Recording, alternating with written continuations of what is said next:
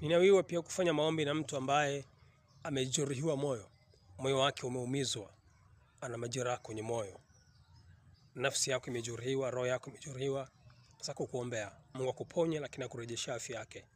Yeremia sura ile ya 30 mstari 17 inasema nitakurejeshea afya yako. Nitakuponya jeraha zako. Ngoja nikuombee. Umekata tamaa na ibada, umekata tamaa na ndoa, umekata tamaa na maisha, unatamani kufa. Usifanye hivyo. Liko tumaini kwa Bwana. Baba, ninaomba rehema kwa mlango uliofungua hali hii. Ninatubu kupitia jina na damu yako kutakatifu ya Yesu Kristo wa Nazareti. Mfalme wa amani, ninaomba ukasamehe katika habari ya kujeruhiwa kwake na katika habari ya kuumizwa kwake. Mungu wa milele, Mungu wa utukufu, ninaomba rehema yako. Ninaomba msamaha wako juu yake sasa. Ninakusihi Bwana ukasamehe, ukarehemu kabisa kwa hali iliyofungua jeraha hilo. Nami kwa mamlaka niliyokabidhiwa na serikali ya ufalme mbinguni, ninaamuru sasa nafsi yake na roho yake na moyo wake na mwili wake vikapokea uzima kuanzia sasa. Ninaenda kinyume na huo ugonjwa uliomkamata.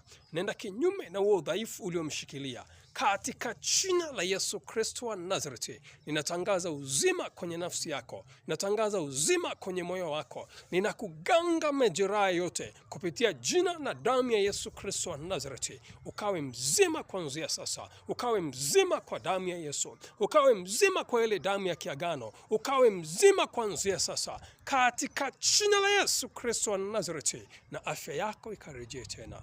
Amen. Langu jina ni mwalimu wa neno la Mungu Oscar Samba. Subscribe channel yetu ya Ukombozi Gospel ya YouTube, lakini tuna channel ya mwalimu Oscar Samba na mwalimu Oscar Samba mafundisho ya neno la Mungu ya WhatsApp. Ifollow ili kuendelea kutupata zaidi. Asante sana na Mungu akubariki. Amen.